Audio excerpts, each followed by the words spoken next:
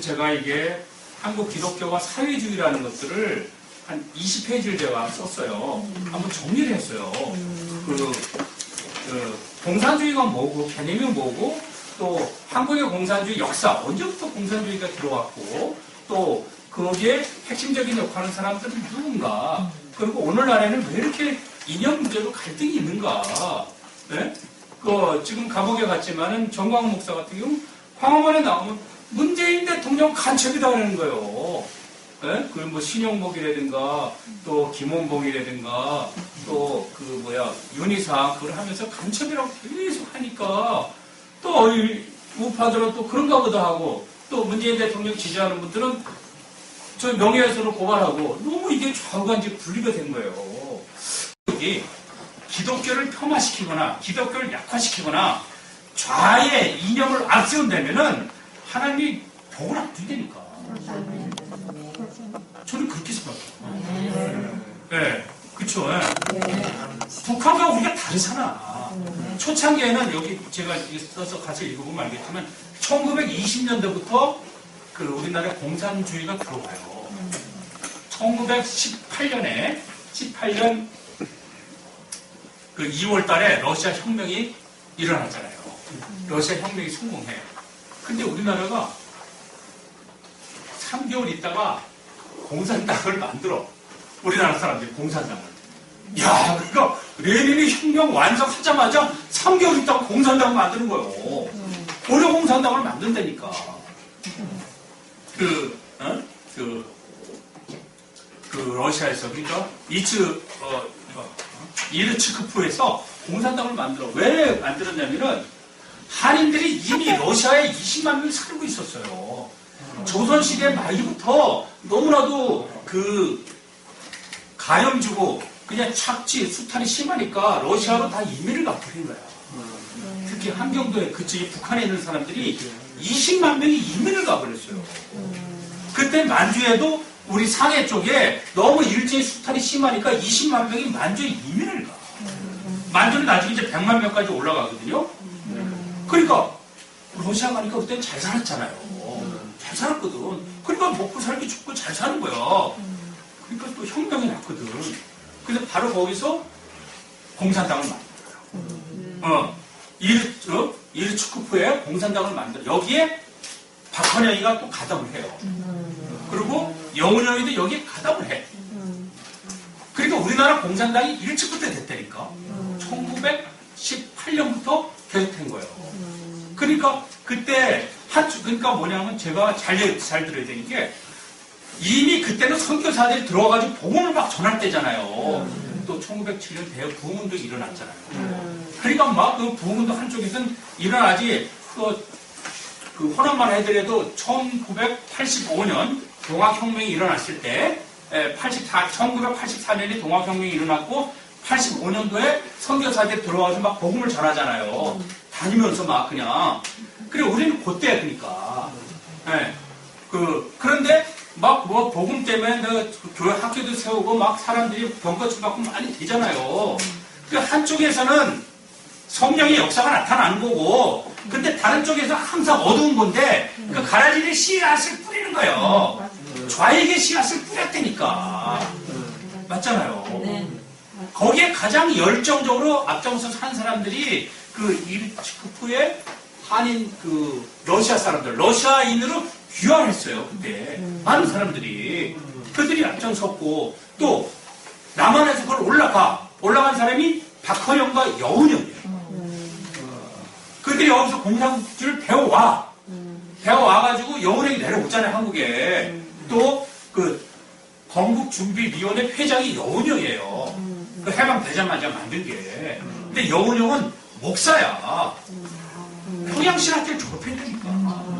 승동교회 출신이 승동교회. 승동교회 옆에 연동교회 있잖아요. 서울의 승동교회 출신이요. 박헌영에도 승동교회에서 영어 성경 공부를 해. 영어 배우기 위해서. 다 교회를 나왔다니까요. 근데도 그들이 올라가. 그래도 여운형은 끝까지 신앙을 안 버려. 끝까지 이제 반은 공산주의가 젖어 있었고, 반은 신앙을 갖고 있었어요. 네. 근데 또 한국에, 야, 우리만 만들지 말자. 상해에 이제 일제 항일 투쟁하던 사람이 있었어요. 그 사람이 누구냐면 이동휘가 있었어요. 임시정부의 초대 국무총리였었어요. 신앙이 되게 좋았어. 전도사회급이었었어요. 굉장히 신앙이 좋았어, 이동휘가. 근데 이 사람들이 우리의 신망을 갖고서는 안 된다. 그러니까 당시에 뭐가 문제였냐면, 지금도 우리가 이제 3.1운동 이렇게 기념도 하고 그러는데, 당시에 항일 투쟁을 하던 사람들, 이 사람들은 3.1운동은 너무나도 실패했다. 그러니까 이 비폭력 갖고는 사람 희생만 당하지, 이게 일제를 우리가 이길 수가 없다. 일본을 우리가 해방할 수 없다. 이렇게 생각을 했어요. 김일성도 그렇고 여운형도 그렇고 박헌영도 그렇고 3.1운동은 실패의 운동이다. 이렇게 냉정하게 판단했던 거. 너무 많이 죽었어, 사람들이. 예, 어떻게 보면 우리나라에서는 할 수 있는 게 없었어. 3.1운동 그렇게. 그렇잖아요. 예, 그러니까 이 사람들은 3.1운동 갖고 안 되고 무장 투쟁을 해야 된다. 이렇게 하기 위해서는 우리의 힘 갖고는 안 되니까 러시아 힘을 빌려야 된다. 그때 마침 이동희가 그래 우리도 그래요. 그러니까 공산당을 만들자. 그래서 고려공산당을 만들어요. 그러니까 이르츠크프 공산당 만든 다음에 바로 3개월 있다 고려공산당 만들어요. 공산당이 두 군데야. 그러니까 그래가지고 레닌이 여기에 자금을 줘요. 레닌이 돈을 준다니까. 레닌이. 야, 근데 재밌는 게 여러분들 레닌 얘기는 들었잖아요. 막스 레닌. 근데 거기에 박진순이라는 사람이 있는데 이미 소련인으로 귀화해서 모스크바 대학을 나왔어. 그래가지고 레닌 옆에서 제가 보면 있어요. 레닌 옆에서 사진 찍는 장면도 찍혀 있어. 그렇게 레닌을 아주 갖고 있어, 한인들이. 모택동은 그냥 5년 있다가 만들어. 우리나라가 훨씬 중국 공산당보다 우리가 더 빨랐어요. 모택동은 1925년에 그때 공산당을 만들어. 우리보다 늦지. 그러니까 한인이 더 빨랐다니까, 공산당이. 네. 그래가지고 이제 어쨌든 거기에 해서 그게 이들이 박헌영과 여운형이 한국에 와. 그래서 거기에서 이제 많이 이제 전파했을 거 아니에요. 근데 한국 사람들이 공산당에 많이 가입을 해. 처음에는 뭐 13명, 15명 가입했는데, 고려공산당 나중에 6,000명, 7,000명 되는 거예요. 왜 그렇게 가입을 했냐면, 공산당은 우리가 지주로부터 땅을 뺏어서 니네한테 무상으로 주겠다. 이랬거든. 무상분배 다 해주겠다. 실제로 러시아는 많이 그렇게 해서 땅 문제를 많이 나눠줬어. 네, 평등이니까 공산당은. 북한도 많이 나눠줬어. 그러니까 그때 우리나라 이렇게 도표를 보면은 지주들 약 6%가 지주 6%가 우리나라 전체의 60%의 땅을 갖고 있었어요. 그러니까 지주들이 다 갖고 있는 거예요. 그러니까 소작이들은 얼마나 화가 나겠냐고요. 그렇죠? 지금도 마찬가지예요. 우리나라가 지금도 20%가 우리나라 그 전체의 재산을 다 갖고 있어. 나머지 우리 민중들은 60, 70% 민중들은 진짜 아무런 재산이 없는 거 아니에요. 20, 30%가 우리나라 재산을 다 갖고 있어요. 네. 그때나 지금이나 별 차이 없어요. 자, 그래가지고 그때 소작인들이 너무너무 많았어요. 그러니까 70, 80%가 소작인데 땅은 갖고 있는 게 그들이 갖고 있는 땅은 진짜 10%도 안 되는 거예요. 전부 다 그냥 지주들이 다 갖고 있는 거예요. 지주들이. 그러니까 땅을 그냥 준다고 하니까 얼마나 좋냐고. 그래서 공산당을 가입을 하고 다 공산당을 넘어간 거예요. 그리고 그 당시에 똑똑한 사람들은 대안이 일제 갖고는 안 되니까 공산당이 대안이다 생각을 했어요. 너무 희망이 없었으니까.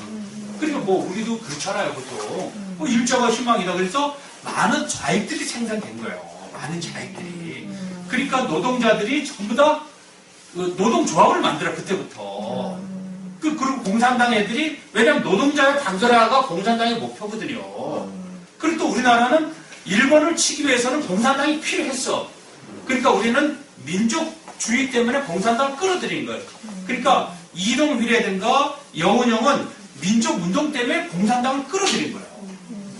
네. 그래서 근데 이것이 처음에는 지성인들한테 많이 먹게 들어가요. 그러니까 대구의 폭동 사건이라든가 전부 다 그냥 대구 폭동 사건, 또 여순 반란 사건, 제주 4.3 사건, 이게 보면은 그 너무나도 많은 민중들이 억울하게 죽었어요. 그러니까 서구 청년자들이 와가지고 저 빨갱이들 해가지고 다 죽인 거예요. 제주도에 3만 명이 죽어, 30만 명이. 근데 10%가 죽어, 10%. 네, 그냥 죽을 사람만 죽어야 되는데 다 조금 좌익과 뭐 연결됐으면 너도 좌익이다 그냥 불 속에 숨어있는 것과 좀 애고 뭐가 다 죽여버리는 거예요. 여순 사건도 하여튼 여순도 하여튼 2만 명 이렇게 죽어요. 여순도 그냥 다 죽여버리는 거예요. 야, 그러니까 이게 왜냐면 그때는 좌익이 다 퍼져버렸어, 좌익이. 근데 우파나 이런 데는 퍼지지가 않았어. 그리고 교인들은 다 순하고 약하고 순둥이고 내세만 생각하고 이러니까 초창에 그래서 김일성이가 쳐들어왔던 이유가 여운형이야 그래요. 50만 명이 이제 당신이 쳐들어 내려가면 50만 명이 들고 일어난다. 당신 겁니다. 50만 명이. 전국에서 들고 일어날 거다. 박헌희가 그렇게 얘기해요. 근데 김일성은 그 말을 듣고 미국으로 내려갔죠. 부산까지 내려간 건 맞아. 근데 갑자기 미국이 나타날 줄 김일성도 몰랐어요. 갑자기 미국이 나타난 거예요. 그래서 미국이 이제 인천 상륙작전을 하고 하니까 미국이 이제 공산당이 물러갔잖아요. 자, 어쨌든 이렇게 좌익이 했는 굉장히 셌어요. 그러니까 이미 성장이 영도 북한에 들어갈 때 더 강했죠. 북장로에 와서 다 보고마시키고 기믹도 주기처럼 엄청났죠, 그냥. 네? 근데 뭐냐면 가라지가 들어왔잖아요. 어두운 가운데 누군가가 갖다 가라지를 뿌려놨어. 좌익에 가라지를 뿌려놓으니까 이미 다 이거를 좋은 열매까지 다 잡아먹어 버렸어. 북한에는. 예, 역사적으로는 물론 미국이 소련을 끌어들이죠. 일본을 치기 위해서. 그래서 반반씩 나누자고 서로 하죠. 그러니까 신탁 반탁 운동이 있을 수밖에 없었던 게 반 나눠야 될 거 아니야. 소련도 들어왔으니까 지네 반 가져가야 될 거 아니에요. 그러니까 이승만 정권은 반탁 안 된다 하고 반탁 운동을 막 하잖아요. 북진 통일해야 된다 이러고. 예, 그래서 미국과 사이가 안 좋았다고 해, 이승만이랑. 예, 어쨌든 그렇게 됐는데, 근데 그거는 우리 생각이고, 김구의 생각이고, 우리의 생각이고, 안 돼. 왜? 이미 소련과 미국이 결탁을 했다고, 반씩 나눠먹기로. 안 되는 거예요.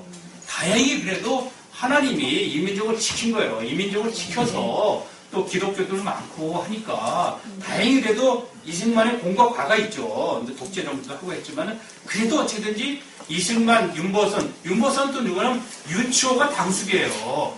예, 예. 다 친인척이 윤보선이 다 신앙인의 사람들이거든. 그러니까 그나마 그래도 처음에 기독교의 이렇게 정신 갖고 이렇게 정권을 세웠어요. 근데 이게 좀 이렇게 많이 이제 부패하고 타락해서 좀 잘못됐는데 어쨌든 그래도 기독교의 정신이 계속 면면이 들어와. 박정희 정권에 또 공과가 있어. 이 새마을운동에 가장 적극적으로 협조한 게 기독교인들이에요. 특히 영락교회 한경직 목사가 적극 새마을운동에 협조를 해. 한경직 목사는 독재정권 이거 안 따졌어. 왜? 이미 국가가 없는 나라는 더 힘들다는 걸 알았어. 북한에서. 국가가 없어서 나 몰살되니까 독재정권에도 한경직 목사는 우리가 서포트하자. 일단 경제를 살리자 해서 적극 박정희 정권을 서포트해요. 그리고 한경직 목사가 또 이승만 정권 때도 서포트를 해. 그래서 보급품이라는 건 다 이건 한경직 목사는 이런 사람들 보고 준 거예요, 미국이. 이승만 싫어하니까. 어쨌든 그렇게 해서 기독교가 한 면에서는 계속 성장의 역사가 기독교 정신이 흘러. 다른 면에서는 계속이는 좌익의 정신도 흘러. 이 좌익의 정신이 또 일제 때는 항거를 해요. 그래 일본 애들이 가장 싫어한 게 공산당은 일본 애들이 싫어했어. 너무 싫어했어. 왜냐면 얘네들이 들어오면 또 러시아 들어와가지고 지네를 죽일까봐 그런 거죠. 일본 놈들이. 그러니까 일제 때는 공산당과 우리 독립군이 맞아 떨어졌어. 민족주의자들이. 같이 일제를 치자. 맞아 떨어졌어. 그러니까 일제가 쳐주고 끝나니까 이제 공산당은 자기 본색을 드러난 거죠. 그리고 북한을 다 먹어버린 거야. 쉽게 말하면. 쳐들어오고. 자, 기독교는 기독교인들의 본색을 드러내서 또 근대화 역군이 됐잖아요. 학교, 병원, 기독교인이 없으면 되냐고. 교회가 엄청난 역할을 하는 게 술 먹고 노름하는 사람들이 와서 다 회개하고 변화되니까 근면 절약하고 다 이렇게 하잖아요. 여기 와서 어마어마한 그게 큰 역할을 하지. 술집을 갈 돈을 건전한 데 쓸 수 있게끔 교회가 큰 역할을 하죠. 진짜 큰 역할을 해요, 교회가. 교회하고 그때 옛날에 다 영어 가르쳐주고 막 그랬잖아요. 네. 자, 이렇게 와서 이제 기독교에 지금 현 정권까지 왔어. 자, 이제까지 박근혜, 이명박 정권도 물론 이제 우파니까 근데 기독교 표방을 했는데 이명박 정권 들어서는 너무 이분이 신실하지가 않았어. 쉽게 말하면 기독교는 장르지만 너무나도 그냥 사업적으로 하다 보니까 그 부패한 기독교가 많이 들어간 거야. 이러다 보니까 또 이제 좌측에서는 좌익의 이념 갖고 있는 사람들은 이게 뭐냐. 그래가지고 막 이제 들이까는 거죠. 박근혜도 마찬가지고 박근혜가 예수를 잘 믿고 했었더라면 이렇게 안 됐죠. 그 김상환 목사님 그러더라고요. 박근혜 그때 김상환 목사 불러가지고 김상환 목사님 그랬대요. 박근혜 대통령이 지금 이 세월호 때문에 어려운 남북에 살기 위해서는 예수를 믿어야 된다 그랬대요. 예수를 믿고 기도를 해야 된다. 그래야지 이 남북을 풀어가지 않으면 못한다. 그러니까 그런데 박근혜 저는 예수 안 믿어요. 그래. 그 예수 안 믿으니까 결국은 가서는 안 될 때 갔잖아. 네? 김대중 대통령이었으면 벌써 풀어줬지. 야, 나는 김대중 대통령 그 노벨상 기념관 가면서 깜짝 놀란 게 일본 놈이 이제 납치를 하는 거야. 그 중앙정부에서 납치해가지고 다 그냥 묶어가지고 다 똘똘 묶었어. 다 채우고. 그리고 돌만 매달리는데 밑에 빠뜨려가지고, 완전히 물에 가라앉게끔 재현한 게 다 있더라고. 그리고 얼마나 무섭겠어요. 그러니까, 그러고 있었는데, 김대중 대통령이 그러더라고. 갑자기 예수의 환상이 나타나더래요. 그냥 죽었구나 하는데, 예수의 환상이 나타나더래요. 그런 다음에 갑자기 하늘에서 헬리콥터가 두두두두두두 그러는 거예요. 일본 헬기였던 거예요. 헬기였더니까 못하잖아. 그렇지 살아났는데 그 다음부터 이분이 예수를 믿게 돼요. 그래서 예수는 나의 형님이라고 한다고. 그러면서 대통령의 수칙 있잖아요. 이렇게 보니까 거기 가면 있어요. 15번째 나는 할 수 있다. 하나님이 함께한다. 이렇게 딱 써있더라고요. 대통령 수칙에. 그러면서 이분이 영세 정치를 배워요. 그래서 박근혜 대통령 청와대 초청해. 그러면서 박정희 대통령이 기념관을 세워. 자기를 죽이려고 했었던 박정희 대통령을 세워. 그러면서 또 자기를 사형 선고를 내리게 했던 전두환을 초청해, 청와대. 그리고 거기 가면 써있어. 전두환이 그러더라고. 역대 대통령 중에서 가장 전직 대통령들한테 잘한 편안한 대통령이다. 이렇게 얘기를 하더라고. 전두환이가. 그리고 김대중 대통령은 다 용서를 한 거야. 얼마 안 지나가지고 대통령 얼마 안 돼서 노벨상 평화상을 받잖아요. 그러니까 이게 기독교는 봐요. 마귀가 들어간 잘못된 그 영이 들어간 잘못된 이념이 들어간 사람 죽이려고 한다니까. 근데 기독교 정신이 들어가니까 자기를 죽이려 했던 사람 살려야 여수 갔더니 그 손양원 목사 기념관 있잖아요. 자 봐봐요. 그 안재선이가 손양원 목사 동신이 동인을 다 죽이잖아. 근데 손양원 목사님도 참 이게 바보 손양원이지. 그걸 찾아가지고 죽이지 말라 그러고 거기까지만 하면 괜찮은데 내 아들 삼겠다고 하는 거 아니에요. 그러니까 봐봐요. 좌익은 사람을 죽이려고 하는데 기독교 영을 가진 사람은 자기 아들 죽인 사람을 살리잖아요. 그쵸? 그 선동이 딸 있잖아요. 딴 거 다 해도 왜 그걸 아들을 살냐 이거죠. 오빠랑 하고 그것 때문에 시끄럽다고 그러고. 그러니까 봐봐요. 아들 사이가 안재선이 아들이 또 목사가 돼. 그래가지고 어디 아프리카 선교사 가려고 그 준비하고 있는 코로나 때문에 못 가고 있더라고요. 그냥 빨리 가는 게 낫지. 예. 자, 그러니까 우리가 제가 뭐냐면은 암만 이 정권이 기독교를 폄하하고 포괄적 차별금지법을 시행하려고 하고 뭐 어떻게 하더라도 저는 그렇게 생각해요. 근데 이 정권을 우리가 기도를 해야 될 것 같아. 우리가 뭐 낙수처럼 물리적으로 대항하지 되지는 않을 것 같아요. 네. 그래서 나는 한국 기독교 아까 미래라고 그러셨는데 한국 기독교의 미래는 우리가 더 기도하고 똘똘 뭉치고 어떻게 되니 더 열심히 하고 복지 정책 잘하고 살리는 있잖아요. 이 정책을 해야 되지 않겠는가.